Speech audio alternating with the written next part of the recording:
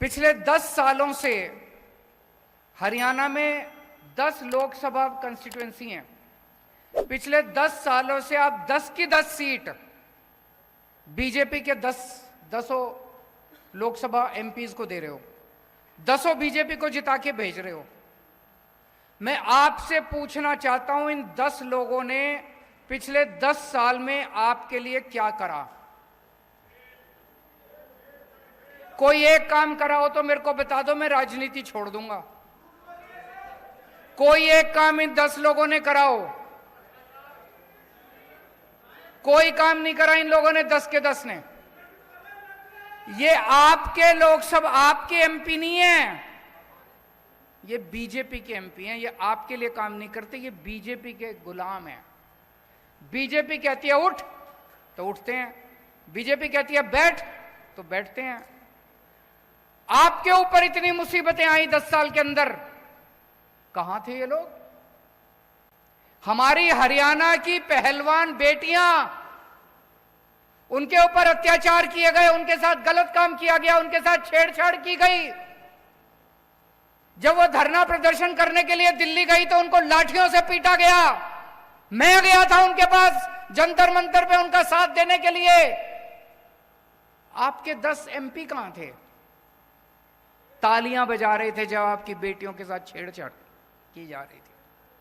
घर में बैठ के पार्टी कर रहे थे, तालियां बजा रहे थे जब आपकी बेटियों को छेड़ा जा रहा था।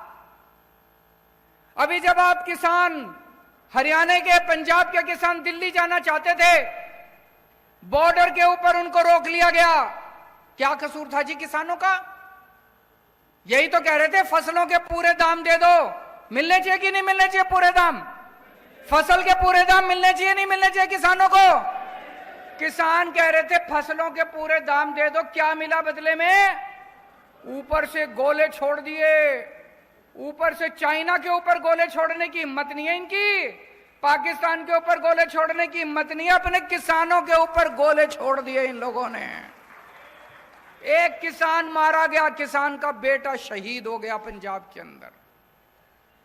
जब किसानों के ऊपर गोले छोड़े जा रहे थे, आंसू गैस के गोले छोड़े जा रहे थे, रबड़ की गोलियां छोड़ रहे थे, मार रहे थे, डंडे मार रहे थे, वाटर कैनन मार रहे थे, तो कहां थे जी आपके ये 10 एमपी? ये तालियां बजा रहे थे। बड़ा मजा आ रहा था इनको, किसानों को पीट रहे हैं, बड़ा मजा आ रहा था इनको, बहुत मजा आ रहा था इनको। पिछले साल किसानों की फसलें बर्बाद हो गई पूरे हरियाणा के अंदर।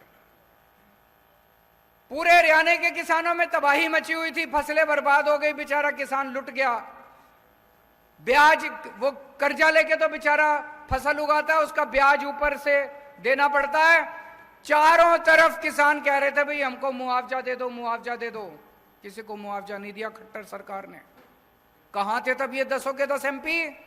किसी ने आवाज नहीं उठाई आप लोगों की।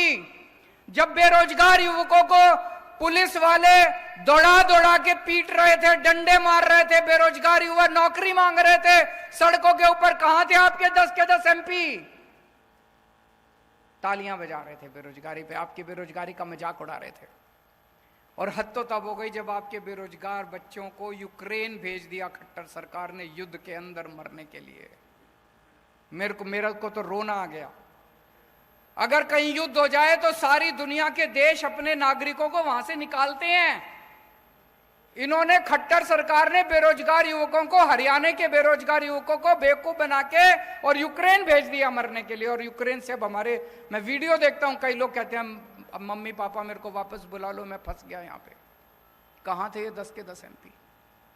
इस बार गलती मत कर देना भाई साहब, ये इस चक्कर में मत पड़ जाना हमने तो प्रधानमंत्री बनाना, प्रधानमंत्री बाकी बना लेंगे।